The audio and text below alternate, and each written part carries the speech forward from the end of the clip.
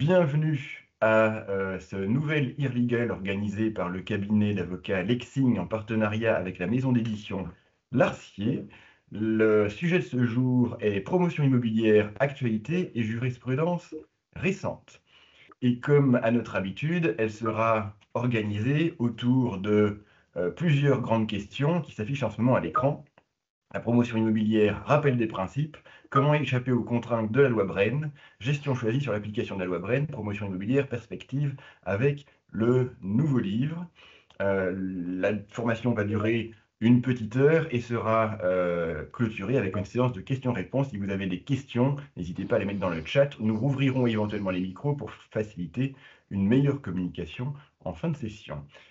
Mais sans plus attendre, première question, je vous livre à l'expertise de Maître Henri, la promotion immobilière, rappel des principes. Voilà, merci Normand. Bonjour à tous et bienvenue sur cette formation. Je vais donc vous faire un petit rappel des principes avant d'entrer dans des questions un peu plus précises qui seront abordées par Denis Dupuis et Thomas Hamès. Alors, pendant toute notre intervention, nous allons avoir un fil rouge. Vous verrez que nous parlerons d'un promoteur Lapierre, une entreprise générale tournevis et des maîtres d'ouvrage ou des acquéreurs, monsieur et madame Dupont. Quelle est la définition de la promotion immobilière? C'est une activité économique qui consiste à mettre sur le marché à titre professionnel des unités de logement neufs ou rénovées ou des unités professionnelles. Alors, il y a différents types de promotion immobilière, 3 grandes catégories. La première catégorie, c'est la promotion vente. Dans cette forme de promotion immobilière, le promoteur fait construire un immeuble pour son propre compte en vue de le revendre à son client. Donc, en reprenant notre fil rouge, c'est le promoteur Lapierre qui va faire construire pour son compte, il sera le maître d'ouvrage sur son terrain. Après, Lapierre vendra à madame et monsieur Dupont l'immeuble fini ou en construction ou sur plan. Voilà pour cet premier type de promotion immobilière. Évidemment, la vente sur plan, on le verra, sera régie par la loi Brenne.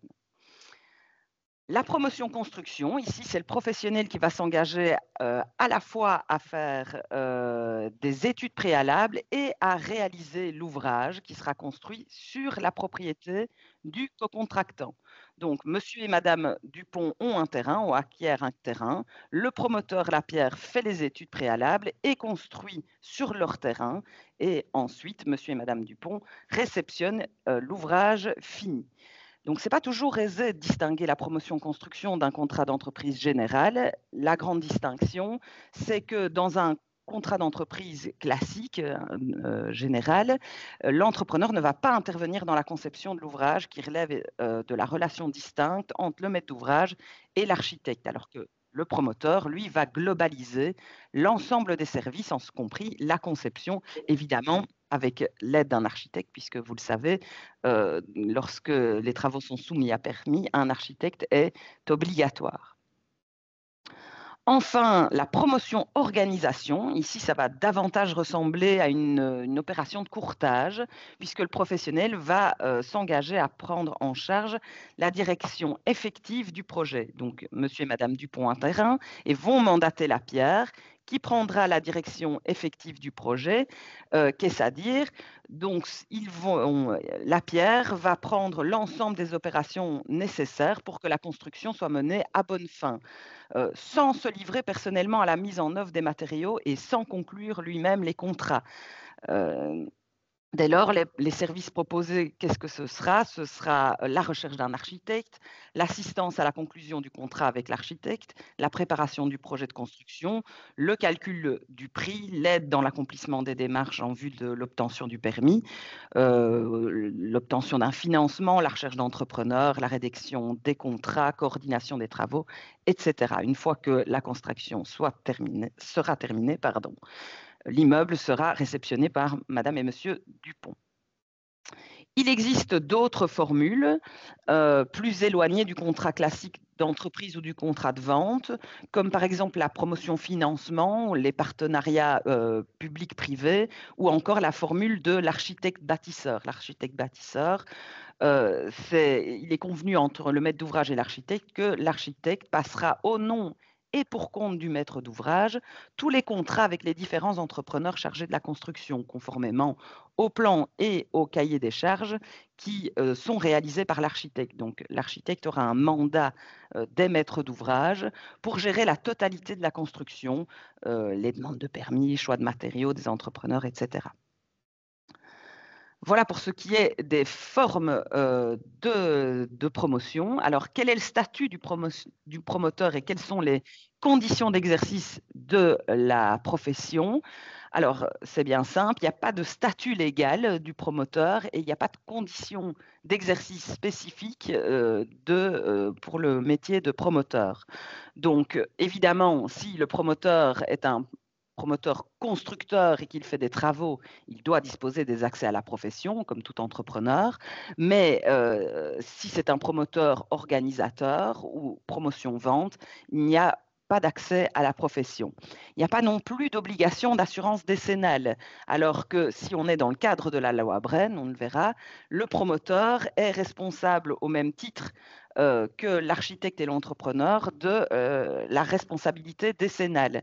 Et donc ça, c'est une petite bizarrerie, mais donc le promoteur est responsable, mais n'est pas obligé de prendre une assurance, alors que les autres intervenants à la construction sont, eux, obligés en vertu de la loi de 2019.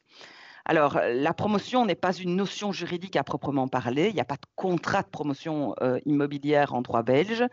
Ça va s'articuler autour soit d'un contrat de vente, d'un contrat d'entreprise ou d'un contrat de coordination.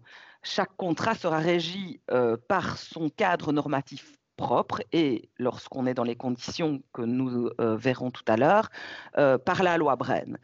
Donc, il y aura une liberté contractuelle, évidemment, et des limites, puisque on ne peut pas nommer un contrat de promotion-vente si c'est une construction qui est faite par le promoteur, mais les parties peuvent choisir la formule qui leur sied. Et donc, la qualification sera importante. Lorsqu'on est dans une promotion de vente, ce sera un contrat de vente. Et donc, le promoteur fait construire l'immeuble pour son propre compte en vue de le revendre au client.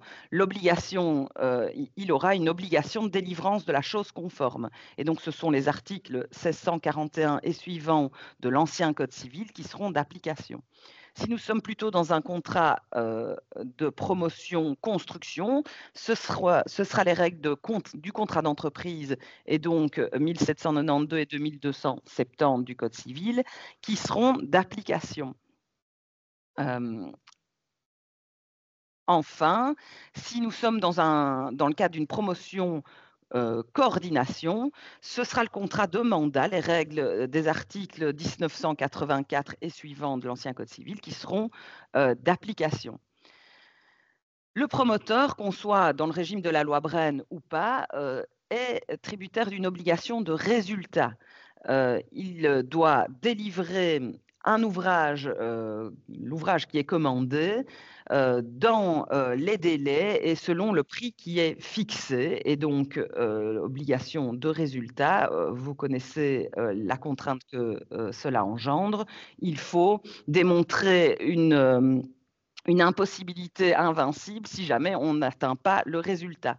Donc, en loi Bren, le promoteur-vendeur est tenu à une responsabilité décennale, je l'ai dit, aux côtés de l'architecte et de l'entrepreneur. Et donc, tout ceci est assez contraignant.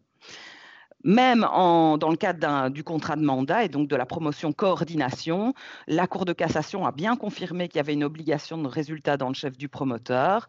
Même s'il n'est que coordinateur, il doit livrer l'ouvrage promis dans le délai convenu, indépendamment des fautes des autres intervenants.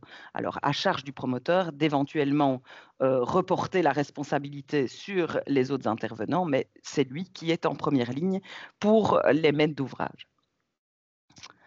Alors, nous allons en venir plus spécifiquement sur la loi Brenne, cette fameuse loi du 9 juillet 71. Quels sont les objectifs de cette loi? Vous le savez sans doute, elle a été adoptée dans le but de protéger les candidats acquéreurs et les maîtres d'ouvrage contre les abus qui étaient constatés à l'époque dans le secteur de la promotion immobilière. Mais cette loi ne va pas consacrer un véritable contrat de promotion immobilière. Je l'ai dit, il n'y a pas de contrat de promotion en droit belge et ça ne va même pas créer un régime juridique détaillé du contrat de vente d'immeubles sur plan ou du contrat de construction. Donc, dans les limites de son champ d'application, elle va se limiter à déroger sous plusieurs aspects au régime de droit commun de la vente et du contrat d'entreprise. Donc, à ce titre, la loi sera présentée soit selon un contrat de vente ou selon un contrat d'entreprise. La loi s'articule autour de 2 volets. Le premier qui comporte des règles impératives relatives à la formation et à l'exécution des contrats conclus par les promoteurs immobiliers, alors que le second volet tend à fournir à l'acquéreur et au maître d'ouvrage certaines garanties en vue de l'achèvement de la construction ou du remboursement des sommes déjà versées. La loi est impérative. Cela signifie qu'elle bénéficie à l'acquéreur ou au maître d'ouvrage. L'article 13 de la loi va confirmer cette idée puisque cet article dit bien que le non-respect des dispositions de la loi est sanctionné par la nullité relative. Cela implique donc que l'acquéreur et le maître de l'ouvrage peut renoncer à la protection légale une fois que celle-ci a pu jouer et aussi que le juge ne peut pas soulever d'office un moyen qui est tiré du non-respect des dispositions de la loi Brenne. Alors, quel est le champ d'application de la loi Brenne? On appliquera cette loi lorsqu'il s'agit d'une construction qui vise une habitation, que ce soit une maison ou un appartement. Il peut y avoir une partie professionnelle, mais il faut que ce soit majoritairement une habitation. Il faut que ce soit une vente sur plan, donc le bien ne doit pas encore être construit. Également, ça peut s'appliquer dans le cadre d'une transformation d'une habitation existante ou d'un agrandissement d'une habitation si la transformation représente au moins 80%, le prix de la transformation ou des travaux représente au moins 80% du prix de vente et dépasse les 18 600 €. Et enfin, il faut qu'il y ait des versements avant l'achèvement complet des travaux. La loi, par contre, ne s'appliquera pas en cas d'entreprise séparée, donc si on n'est pas dans le cas d'une entreprise générale. Si les travaux sont faits dans une habitation qui existe sans transfert de propriété, donc si les maîtres d'ouvrage sont déjà propriétaires de l'immeuble et veulent le rénover entièrement, on n'aura pas la loi Brenne. Il n'y a pas d'application de la loi Brenne lorsqu'on est lié contractuellement avec les communes ou des associations intercommunales. Également, lorsque le futur propriétaire qui construit ou fait construire les habitations le fait pour les vendre dans le cadre de son activité professionnelle, pas de loi Brenne. Et également les conventions d'études qui sont exclues de l'application de la loi Brenne à condition qu'elles respectent certaines conditions spécifiques. Une convention d'études, c'est un contrat par lequel le professionnel va s'engager à réaliser des études préalables à la construction, comme des plans, des devis ou des études de faisabilité. Pour que cette exception soit valable, la convention d'études va devoir répondre à 4 critères. Il faut que la convention inclue une description détaillée des travaux sur lesquels porte l'étude, qu'elle n'inclut pas d'engagement de construire ou de faire construire. La convention doit bien être séparée, les études doivent bien être séparées des contrats de construction ultérieurs et il ne faut pas de paiement anticipé pour la construction future. Alors, quelles sont les obligations principales qui découlent de cette loi? Premièrement, on peut citer la responsabilité décennale, j'en ai déjà parlé.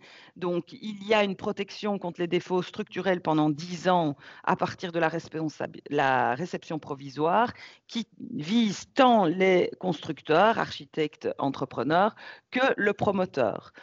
Le contrat doit contenir des mentions obligatoires telles que les délais d'achèvement, les échéanciers de paiement, les informations sur le permis, la date du début des travaux, etc., etc.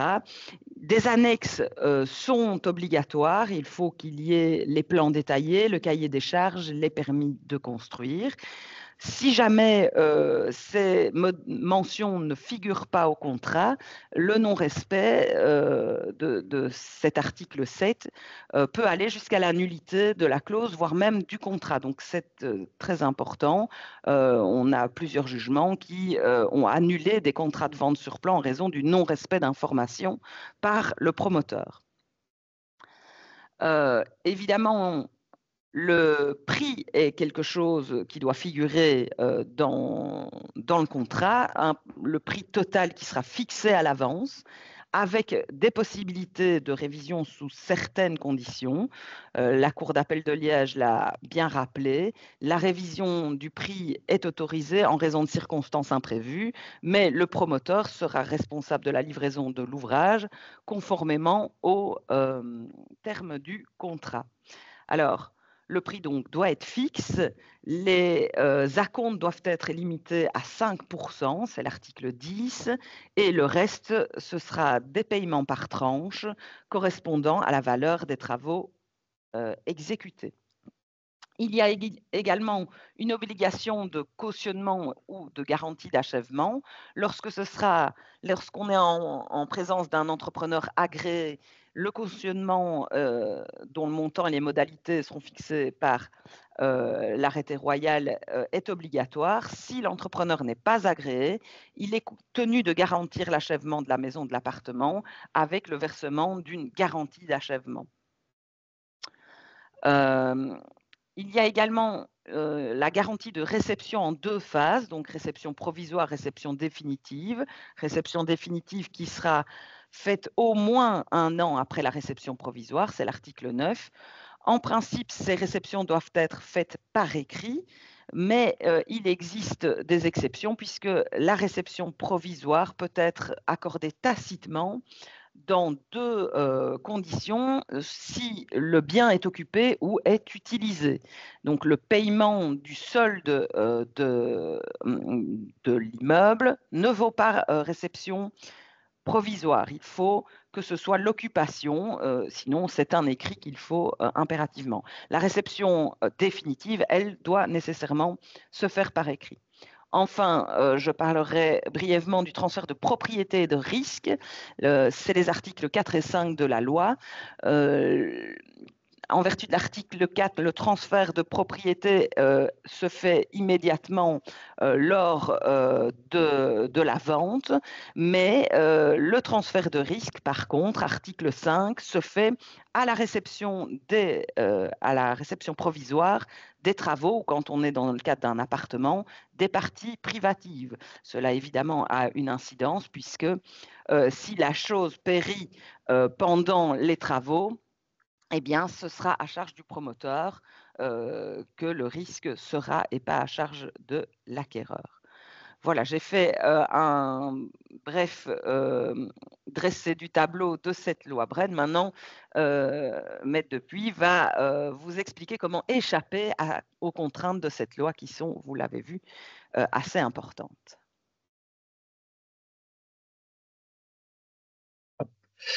Bonjour à tous. Donc voilà, merci Julie pour ce rappel. Alors, concernant la partie comment échapper aux contraintes de la loi Bren, vous le savez, la loi Bren, tout d'abord, est donc une législation qui vise à protéger les acheteurs d'immeubles en construction ou à construire. Elle s'applique automatiquement dès que certaines conditions sont remplies et impose des règles strictes aux personnes concernées. Alors, au vu des obligations contraignantes qui en découlent, certains cherchent à éviter d'entrer dans son champ d'application. D'emblée, nous tenons à rappeler, comme Julie vous l'a dit, qu'il s'agit d'une loi impérative et qu'on ne peut donc y déroger. Si des mécanismes ont déjà été mis en place en vue de contourner cette loi, tous ne sont pas nécessairement licites, certains pouvant même être qualifiés de frauduleux. Alors ici, je vais donc vous présenter certaines des pratiques les plus courantes permettant d'échapper de manière licite, évidemment, au champ d'application de la loi. Alors, le premier mécanisme serait une mise à disposition d'un immeuble non achevé. Dans la loi Bren, la notion d'achèvement est prépondérante et seuls les immeubles en état futur d'achèvement sont visés. En effet, elle ne s'applique que si le vendeur ou le promoteur s'engage à terminer le bâtiment pour le rendre habitable. Les travaux parlementaires confirment sans ambiguïté cette exigence. Concrètement, si le vendeur promet de livrer une habitation totalement achevée, alors la loi Bren s'applique. Ce n'est donc pas le cas, par exemple, si le bien est vendu en gros œuvre fermée, sans finition, ou si l'acheteur entend faire lui-même ou par quelqu'un d'autre une partie des travaux pour rendre le bien habitable. Il en va de même quand une habitation est construite en plusieurs étapes par différents entrepreneurs sans qu'aucun d'eux ne prenne l'engagement de livrer une maison finie. Dans ces différents cas, la loi Bren ne s'applique donc pas, car aucun professionnel ne garantit une construction complète et finie. Il est donc particulièrement important de se référer donc aux écrits et au contenu des différents contrats qui sont passés entre les parties. Des exemples concrets peuvent être trouvés dans la jurisprudence, et on peut notamment se référer à un arrêt de la Cour d'appel de Mons du 13 octobre 2003. Dans cette affaire, la Cour d'appel avait retenu que les maîtres d'ouvrage réalisaient eux-mêmes une partie non négligeable des travaux de fondation et que l'installation électrique, le chauffage, les travaux de pavement et de carrelage n'étaient pas compris dans la mission qui avait été confiée à l'entreprise et que de ce fait, la loi Bren ne pouvait trouver à s'appliquer. Dans un autre cas d'espèce, jugé cette fois-ci par la justice de paix d'Audenarde le 1er avril 2010, il était question d'acquisition de lofts sur plan par différents acquéreurs. Il avait été décidé que la loi Bren ne devait pas s'appliquer dans la mesure où le cahier des charges mentionnait explicitement que l'achèvement des lofts relevait de la responsabilité des acquéreurs qui restaient libres de faire appel aux entreprises de leur choix pour les travaux de finition.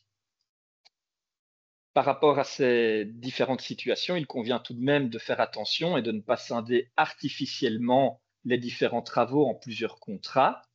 Les deux décisions que je viens d'évoquer faisaient effectivement état du fait qu'il est frauduleux d'opérer une séparation artificielle dans le but de ne pas entrer directement dans le champ d'application de la loi.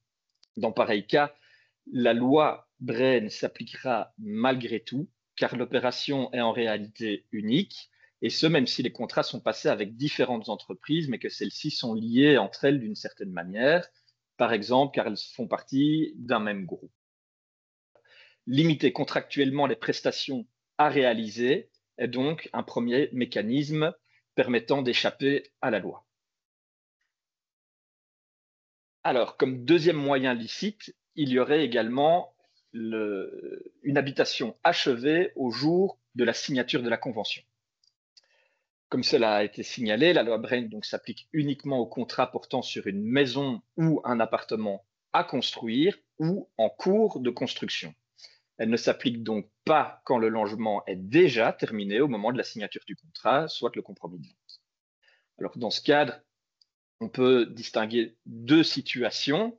La première étant le logement entièrement fini, entièrement terminé au moment de la signature de la convention. Dans ce cas-là, il n'y a aucune difficulté et la loi ne s'applique pas.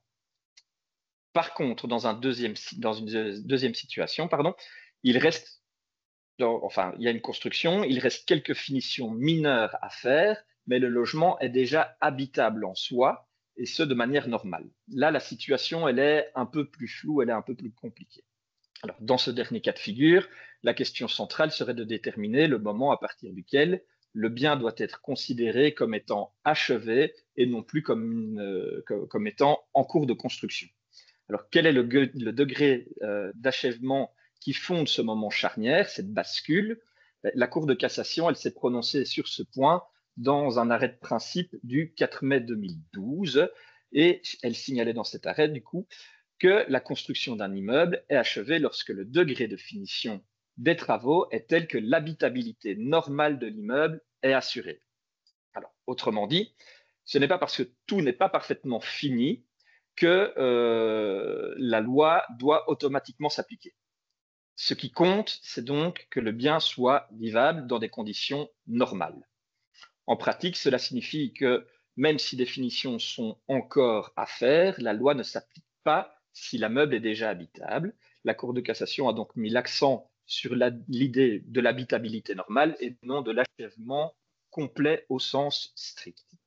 Alors, découlerait donc de cet arrêt que lorsque la réception provisoire est intervenue, il doit être considéré que les travaux sont achevés. Donc, une maison habitable dans des conditions normales, la loi Brenne ne s'applique pas.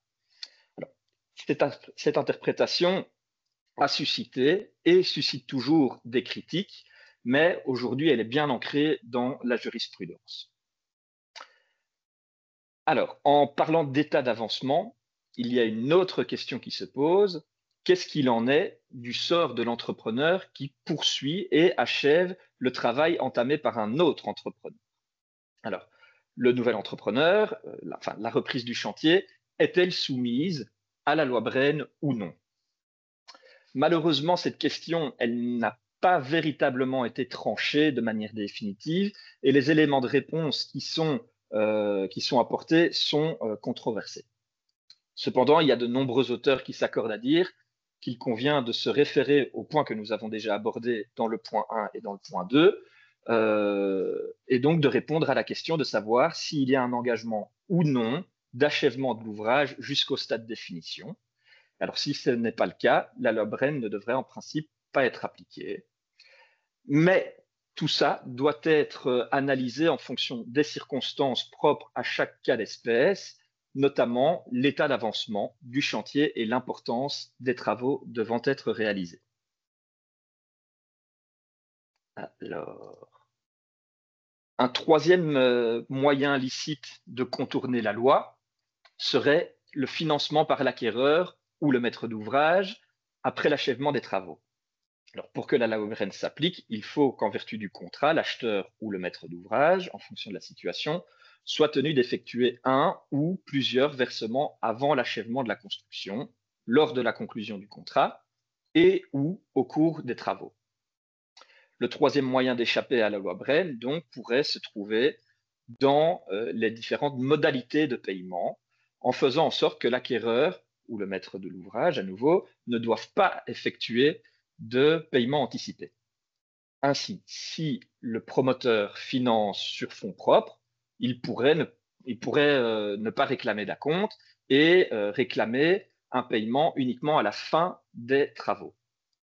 Dans pareilles circonstances, si l'immeuble est mis en vente après l'achèvement, la loi Brenne ne trouvera donc pas à s'appliquer comme nous venons de le voir. Mais qu'en est-il si le promoteur souhaite s'assurer avant la fin de la construction que le futur acquéreur fera bien l'acquisition de l'immeuble une fois qu'il sera achevé? Alors, il serait possible d'échapper au champ d'application de la loi en ajoutant une clause dans le compromis selon laquelle aucun acompte n'est prévu et que le prix total est payé plus tard, après l'achèvement des travaux et leur agréation. Dans les faits, un tel mécanisme intervient que rarement en cas de construction clé sur porte, mais est fréquent en cas de vente en cours de construction, spécialement lorsque l'habitation est vendue à un stade avancé de sa construction, par exemple au stade du gros œuvre fermé. L'introduction d'une telle clause pourrait être risquée pour le promoteur qui n'aurait aucune garantie quant aux liquidités de l'acquéreur et à sa capacité de paiement au moment de la conclusion du contrat. Alors, il a déjà été imaginé certains mécanismes, comme par exemple la constitution d'une garantie bancaire afin de rassurer le promoteur. Alors, tant que cette garantie n'est pas libérée avant l'achèvement des travaux, la garantie ne sera pas considérée comme un paiement anticipé. Il faudra donc s'assurer que la libération de la garantie soit conditionnée au constat de l'achèvement des travaux. Dans le même ordre d'idées, il serait également possible de constituer une garantie en espèces auprès d'un tiers de confiance, comme par exemple un notaire.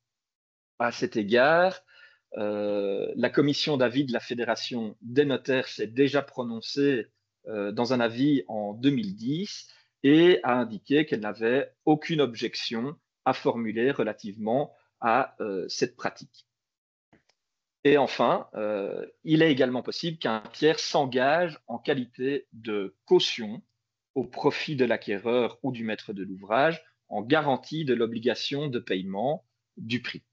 La Cour d'appel de Bruxelles a déjà eu à se prononcer sur ce mécanisme et l'a reconnu comme étant valable dans un arrêt du 8 mai 2017. Enfin, comme quatrième moyen licite d'échapper au champ d'application de la loi Brenne, il y aurait un mécanisme qui découlerait d'une promesse d'achat faite par l'acquéreur qui serait levée par le promoteur après l'achèvement des travaux. Alors, ce dernier mécanisme peut être considéré comme une variante de celui que nous venons d'aborder. Et dans ce cas de figure, donc, le candidat acquéreur formulerait la promesse d'acheter au promoteur immobilier l'habitation que ce promoteur immobilier projette ou est en train de construire. Cette promesse, qui serait valable donc pour une période déterminée, doit détailler l'ensemble des conditions de la vente. Et alors, le promoteur immobilier bénéficierait d'une option de vente qui lui permettrait de forcer la vente avec le promettant par la levée de l'option. Et la vente deviendrait alors définitive par et au moment de la levée de l'option. Pour éviter l'application de la loi Brenne, cette promesse d'achat doit être rédigée de façon à ce que le promoteur ne puisse lever l'option qu'après la fin des travaux. Il faudrait également qu'aucun acompte ne soit payé avant ou au moment de la levée et que le paiement final, le paiement total, se fasse uniquement lors de la signature de l'acte authentique de la vente. Ainsi, comme il n'y aurait pas de paiement anticipé et comme il n'y aurait pas d'engagement définitif avant la fin des travaux, le promoteur n'aurait pas à fournir les garanties qui sont exigées par la loi Brenne, étant donné qu'elles ne seraient pas d'application. Il faut bien distinguer ce mécanisme de la promesse d'achat d'autres types de contrats comme une convention de vente sur plan ou une convention de construction clé sur porte qui serait conclue sous la condition de l'achèvement de l'ouvrage dans un délai déterminé ou sous la condition de l'octroi de la réception provisoire. Alors, pourquoi il faut bien distinguer ces deux types? Alors, les différentes conditions suspensives qui ont été énumérées ici ne sont pas autorisées par le Code civil. En effet, le Code civil dispose en son article 5.139 que l'exécution ou l'inexécution d'une autre obligation née du même contrat ne peut être érigée en condition. Or, l'achèvement dans le délai conclu est une obligation de l'entrepreneur ou du promoteur, et d'autre part, la réception provisoire est une obligation mise à charge du maître de l'ouvrage. Donc, voici les différents mécanismes licites les plus courants qui permettent de sortir du champ d'application de la loi Brenne. Et donc, en jouant avec les conditions d'application, en jouant entre guillemets, et par l'introduction de certaines clauses spécifiques dans les différents contrats, il est possible donc de s'écarter de cette loi et d'échapper à ces contraintes. Nous vous rappelons quand même de bien faire attention à ces différents mécanismes, car mal mis en œuvre, ils pourraient être qualifiés d'artificiels ou de frauduleux, ce qui pourrait entraîner, une application de la loi alors qu'elle n'était pas souhaitée, et deux, de manière bien plus dommageable, certaines sanctions pourraient être mises en œuvre. Concernant ces différents mécanismes, n'hésitez pas à faire appel à nous, du coup, pour que nous réfléchissions ensemble aux mécanismes qui s'appliqueraient au mieux en fonction de la situation qui est la vôtre et que vous avez à nous présenter. Pour la suite, je cède la parole à Thomas Hamès pour les réflexions autour de quelques questions particulières. Oui, merci Maître Dupuis. Alors, bonjour à tous. Alors, Maître Dupuis vient de vous exposer un petit peu les différentes manières dont on pouvait échapper à l'application de la loi Brain. Moi, j'ai choisi aujourd'hui de voir avec vous deux cas de figure un peu particuliers dans lesquels on peut se poser donc cette question, est-ce que la loi Brain s'applique ou pas? Alors, je vais passer la slide suivante si j'y arrive. Parfait. Donc, je vous disais deux questions. Première question, qu'est-ce qui se passe lorsqu'on a une modification de l'état d'avancement de l'immeuble entre le moment où je signe, moi promoteur, pour reprendre un peu notre fil rouge du début, moi promoteur Lapierre, je signe un compromis de vente avec les acquéreurs Dupont, monsieur et madame Dupont. Que se passe-t-il si l'état de l'immeuble a changé au moment de l'acte de vente par rapport à l'application de la loi Brain? Et vous verrez qu'il y a deux cas de figure qu'on va brièvement évoquer. Et puis deuxième question que verra ensuite, qui sera un peu plus courte, c'est la question de l'application de la loi Brain à une convention qui a priori en est exclue. Vous allez me dire pourquoi appliquer la loi Brain à une convention qui en est exclue. N'anticipons pas, on va voir ça. Alors, donc, notre première question choisie, relative donc à cette modification de l'état d'avancement de l'immeuble, je vous disais qu'il y avait deux cas de figure. Premier cas de figure, on est dans une situation où le marché, le contrat porte sur un immeuble, un contrat qui ne rentre pas dans les conditions d'application de la loi Brain au stade du compromis de vente. Mais d'une manière ou d'une autre, et on verra ça un peu plus en détail, d'une manière ou d'une autre, au stade de la passation de l'acte authentique, les conditions d'application de la loi Brain, cette fois-ci, sont réunies. Problème. Alors, est-ce que la loi Brain s'applique ou pas? On va le voir. Deuxième cas de figure, ici, c'est le cas de figure inverse, c'est au moment du compromis, mon immeuble, mon contrat coche toutes les cases du champ d'application de la loi Brain, donc la loi Brain est applicable, mais au stade de l'acte authentique, j'arrive avec un immeuble qui est achevé, il y a déjà peut-être eu réception provisoire, l'acquéreur est peut-être même déjà dans les lieux, et donc se pose la question, est-ce que la loi Brain s'applique encore pour la passation de l'acte authentique? C'est ce qu'on va voir. Pour répondre à ces deux cas de figure, il faut bien avoir en tête ce principe, qui est celui-ci, que la loi Brain est d'application dès que les parties tombent d'accord sur une opération dont l'objet rentre dans le champ d'application de la loi. Et évidemment, lorsque le prix est sur un prix, il faut avoir accord sur la chose et le prix. Et dans le cas de la loi Brain, évidemment, il faut qu'au moins une partie de ce prix soit payable avant l'achèvement pour qu'on soit dans les conditions d'application de la loi Brain. Donc, quand est-ce que on détermine si une opération pas dans le champ de la loi Brain? C'est pas en cours de route, c'est au début, quand on signe ce qu'on appelle en jargon latin de juriste, le négocium, c'est-à-dire au moment où les consentements, comment on va dire, l'accord, la convention est valablement formé.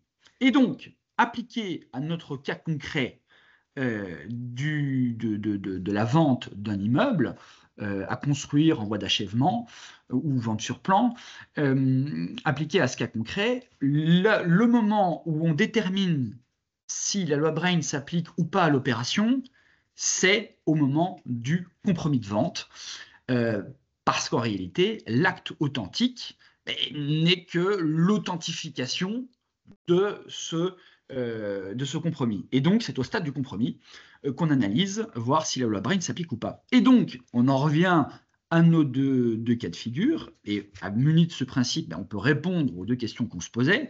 Premier cas de figure, donc mon promoteur Lapierre. Alors, mettons un peu de contexte. Dans quel contexte est-ce qu'un immeuble pourrait, au stade du compromis, ne pas être dans les conditions d'application de la loi Brain et au stade de la passation de l'acte, y être. Imaginons un promoteur, donc mon petit promoteur Lapierre, qui décide de vendre. L'opération porte sur la vente d'un loft, ce qu'on appelle un loft casco. Un loft casco, vous le savez sans doute, c'est un loft où il y a un toit, 4 murs, une porte et des fenêtres, et c'est tout. C'est le maître de l'ouvrage c'est l'acquéreur qui doit installer, qui doit rendre l'intérieur habitable. Et donc, l'opération ne portant pas sur la livraison d'un immeuble achevé, habitable, l'opération n'est pas soumise à la loi Brain, et donc on signe le compromis, et compromis qui, naturellement, n'est pas tenu de respecter les mentions obligatoires de la loi Brain, parce qu'évidemment, c'est ça l'important. C'est ça qui sous-tend un peu toute cette question, c'est est-ce qu'au stade du compromis et est-ce qu'au stade de l'acte authentique, je dois rajouter ces mentions obligatoires de la loi Brain qui sont parfois assez contraignantes. Bon. Et puis, dans notre premier cas de figure, il peut arriver qu'en cours de route, puisque parfois il y a un laps de temps quand même assez long qui s'écoule entre le compromis et l'acte authentique, il y a parfois quelques mois, donc il peut se produire que les parties décident de changer d'avis en cours de route et que le promoteur finisse par livrer un bien qui, dans son état futur d'achèvement, sera habitable. Alors, à ce moment-là, la situation change, puisque si maintenant l'opération porte sur la livraison d'un ouvrage achevé, habitable, les conditions et qu'un prix a été payé, déjà un acompte a déjà été payé, eh bien, on rentre dans les conditions d'application de la loi Brain. Que fait-on ? Est-ce que l'acte authentique de vente, donc, devra comporter les mentions obligatoires de la loi Brain à ce moment-là ? Comme je vous ai dit, muni de notre premier principe, il faut voir quand a été conclu, à quand remonte finalement ce fameux négocium, cette rencontre des consentements, cet accord. Et en fait, ce que nous dit ici généralement la jurisprudence et la doctrine, c'est qu'il faut considérer que lorsque, comme ça, en cours de route, nos acteurs, c'est-à-dire le promoteur Lapierre et les acquéreurs Dupont, changent d'avis, il y a un nouveau négocium, une nouvelle convention en réalité qui est créée et qui, cette fois-ci, comme elle rentre dans le champ d'application de la loi Brain, il faut refaire le compromis. Il faut refaire le compromis avec les mentions obligatoires de la loi Brain. Le notaire, autrement, ne pourra pas passer les actes, ou du moins il engagera sa responsabilité professionnelle s'il le fait, si ces actes ne comportent pas les mentions obligatoires. Voilà, ça c'était le premier cas de figure. Deuxième cas de figure, donc on a au stade du compromis de vente un immeuble qui est un immeuble qui rentre dans les conditions d'application, une opération qui rentre dans les conditions d'application de la Brain. Et puis, comme un certain laps de temps s'écoule avant l'acte authentique, l'immeuble, on arrive à l'acte authentique, l'immeuble est déjà achevé, et même peut-être l'acquéreur est déjà peut-être rentré dans les lieux, a pris possession des lieux, etc. Alors, ça ne change rien, puisque comme je vous dis, l'application de la loi Brain, on l'estime au début, au moment du négocium. Et donc, ici, comme au début, notre opération rentrait dans le champ, dans le scope de la loi Brain, eh bien, au stade de l'acte authentique, ça n'a pas changé.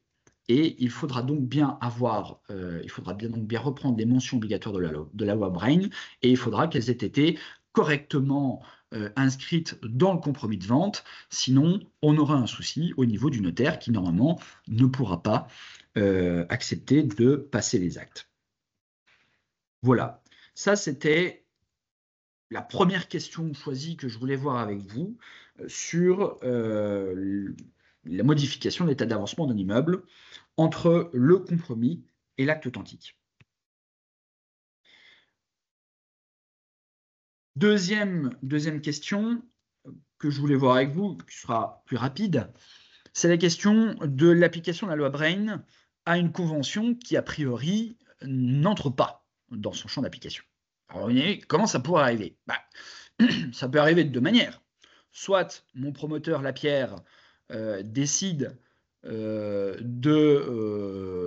simplement, même si le contrat porte uniquement sur la livraison d'un gros œuvre fermé, et que donc ne porte pas sur la livraison d'un immeuble achevé, habitable, il pourrait décider, en toute connaissance de cause, librement, de tout de même s'astreindre à la loi Brain, aux conditions de la loi Brain, pour offrir une protection supplémentaire à l'acquéreur, au maître de l'ouvrage. Donc, il y a des cas dans lesquels les parties peuvent librement consentir à rentrer dans le champ de la loi Brain, alors même qu'a priori, ils ne sont pas dans son champ d'application, c'est totalement autorisé. Et puis, il y a aussi ce que j'appelle le coup classique, c'est le promoteur qui, dans son compromis de vente ou dans son contrat, utilise un contrat type, fait un copier-coller malheureux et reprend des mentions qui d'habitude sont réservées à la loi Brain dans un contrat qui, a priori, n'est pas soumis à la loi Brain. Alors là, il faut faire attention, parce qu'évidemment, le premier cas de figure que je vous ai évoqué, le cas de figure où les parties acceptent librement de se soumettre à la loi Brain alors qu'a priori, elles n'y sont pas tenues, soit, il ne pose pas de problème, la loi Brain est d'application. Mais dans le deuxième cas de figure, il faut faire attention parce que vous avez de la jurisprudence qui vous dit, moi j'estime que, effectivement, puisque vous faites référence à la loi Brain dans tel et tel article du contrat, eh bien, la loi Brain s'applique à la convention, alors même qu'a priori, elle ne rentre pas dans son champ d'application. Alors, la question a aussi non, je passe trop vite. La question est intéressante tout de même lorsqu'on envisage la question des sanctions. Parce que vous le savez, les mentions obligatoires, la loi Brain, vous avez toute une série de mentions obligatoires à reprendre dans le contrat, on vous l'a dit. Et si vous ne reprenez pas ces sanctions, si vous ne reprenez pas ces mentions obligatoires dans le contrat, vous avez des sanctions civiles qui sont la nullité du contrat. Sauf que ici, dans notre cas de figure, eh bien, pourquoi dans notre cas de figure, quid si, comme je vous ai dit, une convention qui a priori ne rentre pas dans le champ d'application de la loi Brain, mais que par inadvertance ou par la volonté des parties, on accepte quand même de s'y soumettre, quid s'il y a une mention obligatoire qui manque, est-ce que le régime des sanctions de la nullité s'applique aussi?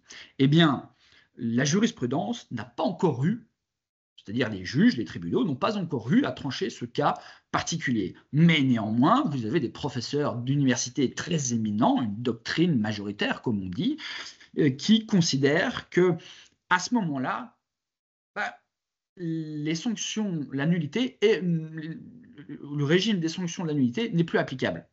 Pourquoi?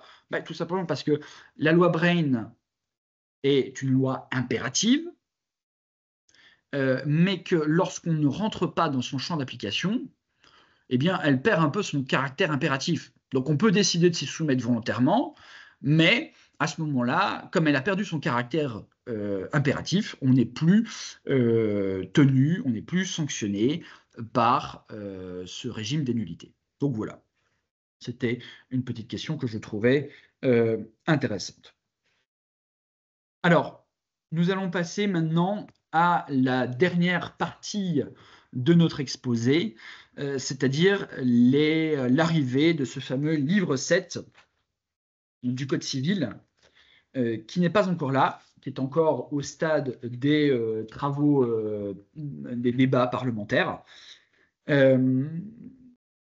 Et forcément, cette partie va nous laisser un peu sur notre faim, surtout en matière de loi Brain. Alors, je vous brosse un rapide tableau, ce sera assez bref. Mais donc ce livre 7 concerne, ce nouveau livre 7 du Code civil concerne les contrats spéciaux et va notamment mettre l'accent, va régir toute la matière, ce qu'on appelle des contrats de service. Et dans ces contrats de service, vous aurez les contrats portant sur des contrats de service immobilier, c'est-à-dire portant sur le droit de la construction de manière générale. Et donc, vous allez avoir dans ce nouveau livre 7 un cadre général sur les contrats de service avec un certain nombre de règles générales, surtout qui s'appliquera de manière commune à tous les contrats de service, c'est-à-dire autant des contrats en droit de la construction que je sais pas, en contrat de service hôtelier, avec redéfinition des rôles, l'entrepreneur, l'architecte seront qualifiés de prestataires, le maître de l'ouvrage deviendra le client, le sous-traitant sera désigné comme auxiliaire. Ça ne va pas changer grand-chose, mais disons que la terminologie va un petit peu effectivement varier. Puis vous avez quand même certains changements, mais là n'est pas aujourd'hui le sujet de notre exposé. Et donc je vais passer assez rapidement. Et plus précisément par rapport au droit de la construction, vous allez avoir dans le titre 4, sous-titre 3, un chapitre 2 qui va être spécialement consacré donc à ce droit de la construction et donc à la construction d'ouvrages immobiliers. Alors, actuellement, de ce chapitre 2, il est censé y avoir 2 sections, il n'en existe qu'une. C'est bien dommage, parce que celle qui nous intéresse le plus, c'est-à-dire la section dite loi Brain, en réalité, cette section n'existe pas encore. On n'a pas encore de renseignements. Donc vous avez la première section, entre guillemets, c'est les règles de droit commun, c'est le tronc commun applicable au service de construction portant sur un ouvrage immobilier. Et donc, vous avez un article 7.4.47 qui va s'attacher à décrire vraiment le champ d'application de la nouvelle loi avec finalement une définition très large. Donc, on sera tout à fait dans le droit de la construction classique. Et je pense que peu de situations y échapperont. Et puis vous avez les réceptions provisoires et définitives. On va reprendre ce concept des réceptions provisoires et définitives, c'est juste qu'on va changer le nom. Ça devient délivrance provisoire et définitive, mais le concept ne varie pas par rapport à ce qu'on connaît. Et puis, vous avez aussi dans cette section tronc commun, on reprend la question de la responsabilité décennale qui était auparavant dans les articles 1792 et 2270. On reprend cette responsabilité décennale avec finalement en intégrant les derniers développements jurisprudentiels des dernières années, c'est-à-dire toute une série par exemple, la formulation de l'ancien article, la formulation des anciens articles du Code civil pouvait laisser penser que le régime de la responsabilité décennale ne s'appliquait que dans les malfaits à prix forfaitaire, alors que la jurisprudence avait eu l'occasion de dire non, attendez, j'estime que peu importe la détermination du prix, la responsabilité décennale est d'application pour les entrepreneurs, les architectes, etc. Donc, on intègre dans ce nouvel article les acquis jurisprudentiels des dernières décennies. Bon, et puis vous avez cette seconde section qui sera censée intégrer les règles qui sont actuellement comprises dans la loi du 9 juillet 1971, c'est-à-dire la loi Brain, et qui n'existe pas encore. Donc on n'a pas encore d'article, on n'a pas encore de précision. Elle nous est simplement annoncée. Alors vous avez une proposition de loi du 20 février 2025 où on vous dit que les règles spécifiques au contrat dit de construction, alors là c'est sur mon slide, hein, les règles spécifiques au contrat dit de construction d'une habitation régie par la loi pourraient être insérées avec quelques modifications dans une deuxième section. Alors, quelques modifications. Quelles sont ces modifications? Le suspense est insoutenable, mais malheureusement, nous avons fort peu d'éléments. Vous avez ici, j'ai mis en gras la question de la garantie. Alors, la garantie d'achèvement et le système du cautionnement, c'est des systèmes qui, auparavant, on a fait plusieurs propositions de loi pour les modifier.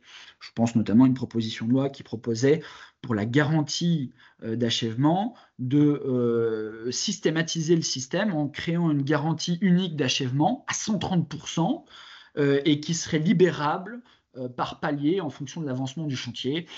Bon, il n'y a jamais eu de consensus, ça n'a jamais dépassé le stade du projet de loi. Ici, on verra bien un petit peu ce qui nous tombera dessus, mais pour le moment, on n'a pas plus d'informations. En tout cas, moi, je n'en ai pas.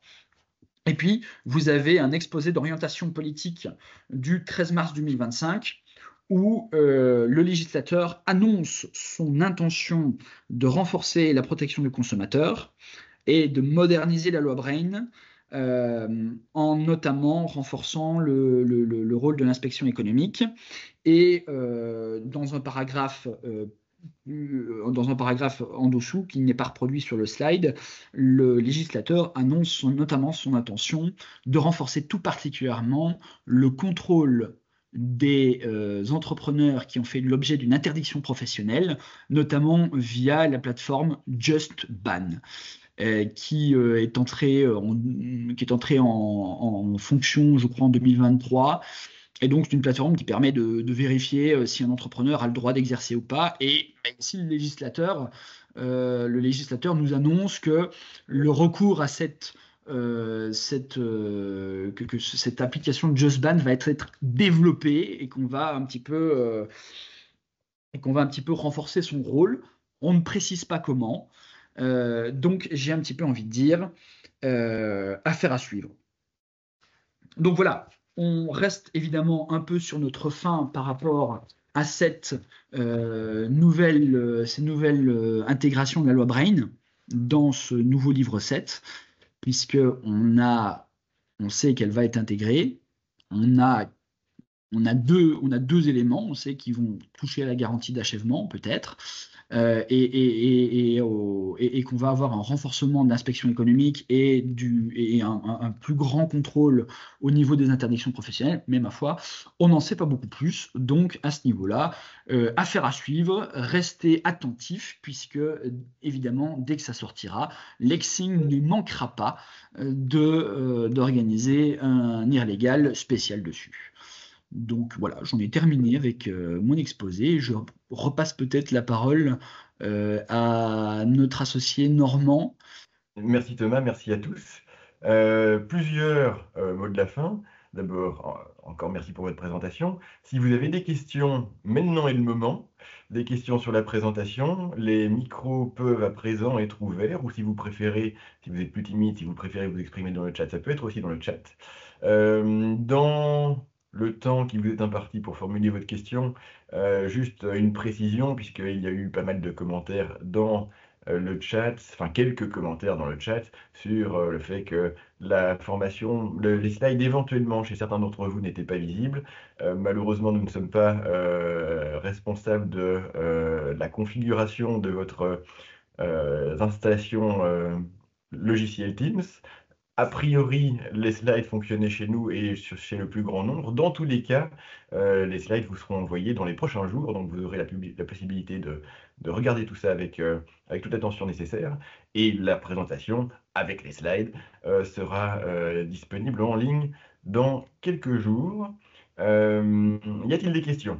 Je vous remercie pour votre présence. Nous attirons votre attention sur nos prochaines formations qui seront à nouveau disponibles en ligne, dont le teaser apparaît à l'écran.